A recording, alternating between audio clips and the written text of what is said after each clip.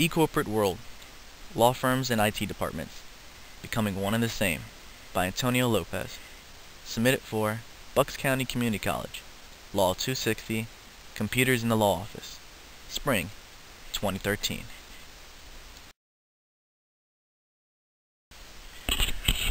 Dissemination of information, what technology offers and changes.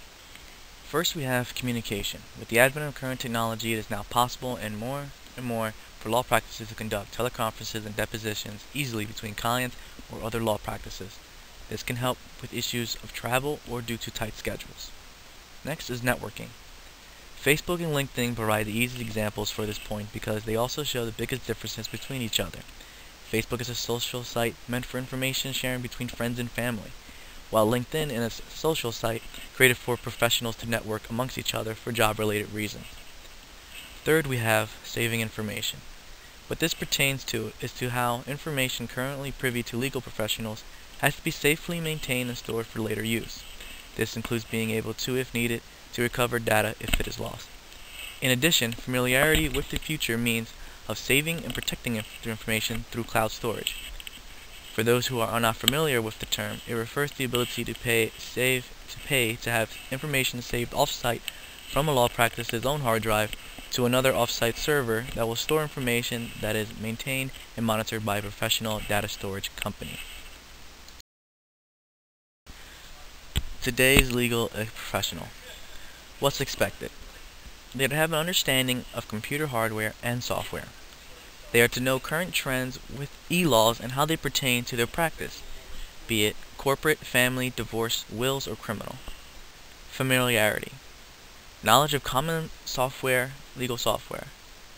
Knowledge of legal databases such as LexisNexis and Westlaw. Knowledge to gather and disseminate information using solely electronic sources. Then in today's software. The company being shown is Orion, who was established in 1985. They are an early pioneer of software marketed exclusively toward the legal industry. The software initially provided was for legal accounting programs. Below is a list of the current major companies that develop legal software, and on the left is the list of the common software that is used in law offices.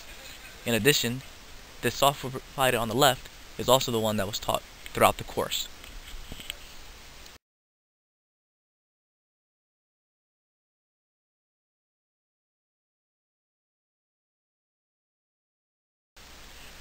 Cybersecurity.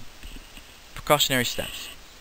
Using firewalls and keeping up-to-date virus and malware software are some of the first steps that a law practice can take towards securing their information. In addition, regularly backing up data onto external hard drives or the cloud storage to further ensure data safety and availability. It is the obligation and priority of a law practice to ensure that information stored on their computers are safe from intrusions, seeking private account information, or attempted sabotage of legal documents. Law practices are encouraged to maintain password-protected networks, along with individual protected user logins for those working within the same law office. Using what you know. What is meant by this is like data forensics. By definition, it is to examine digital media in a forensically sound manner with the aim of identifying, preserving, recovering, and analyzing and presenting facts and opinions about the information. Common available means to the person are Facebook. This provides the easiest way for legal professionals to track their clients' activities and the activities of whomever their client has brought a case against. Being able to use this information in court provides an edge to reveal parts of an individual's behavior that may be harmful to their case. Next, we have bank accounts.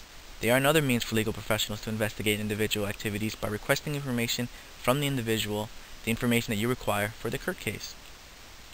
Lastly, phone call history along with pictures, videos, and texts that are found on cell phones also fall under scrutiny for cases.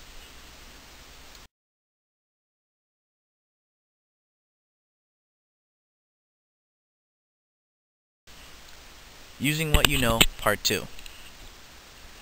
Corporate data can be daunting due to the mass amounts of files and data that can vary firms and information. This can be a waste of a lot of time and money for both the client and the firm. In addition, information can be lost, misfiled, or destroyed. Legal professional means that are available are, first, hiring legal accountants for finding money trails. Also, if information is lost or has somehow become ruined in some way, there are data recovery software available. Then there is cloud storage, which has started to become more and more popular among corporations and businesses. Information stored through such services is still held accountable for businesses. If any information is lost, it still remains within their domain for them to have kept a secure and well-maintained record of it. This is issued by the courts according to the Sarbanes-Oxley Act of 2002. Sarbanes-Oxley Act, enacted by the 107th Congress, reads, an act to protect investors by improving the accuracy and reliability of corporate disclosures made pursuant to the security laws and for other purposes. What does it mean? For those in the legal profession, particularly those within e-discovery, it basically translates to mandatory e-filing. Companies are required to maintain an extensive and well-maintained data infrastructure of finances, emails, and electronic records. Company executives now face legal requirements and challenges when it comes to overlooking their business's e-filing system. What is hailed as the most important part of this act is the provision of 18 U.S. Code 1519, criminal penalties for altering documents. This takes aim at individuals who will obstruct justice by destroying or altering documents in an attempt to thwart criminal and other government investigations or inquiries.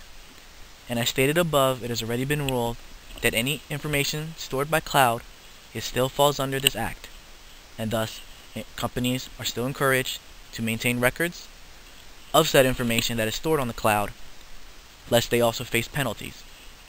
Companies that have failed to do so have already been shown that the courts will rule in favor of the others. Corporate downside to e-discovery. Can there be a downside for corporations when dealing with court cases involving electronic information? Refer to link. Cyber attacks are on the rise for companies, and the prosecution of the perpetrators leaves these businesses to make one of two decisions. Either they drop the charges and rely on their network security to stop further attacks, or they comply with the courts and allow the court lawyers to review their security information for use as evidence. If you choose the second, realize that this option leaves the security information in untrusted or security-lacking hands that both the accused hackers may look at and others may find if they hack that law practices network, thus gaining a more intimate understanding of the company's security network. Ending note. Possible future. Expansions of computer uses in the law office and the requirements of legal professionals to protect the information that they are privy to slowly turns the legal profession into one that extends beyond just the ability to interpret the law. It also extends for the legal professionals to have an understanding computer software that allows them to create, file, and later find information that can be easily accessed and disseminated to whoever needs it when requested for said information.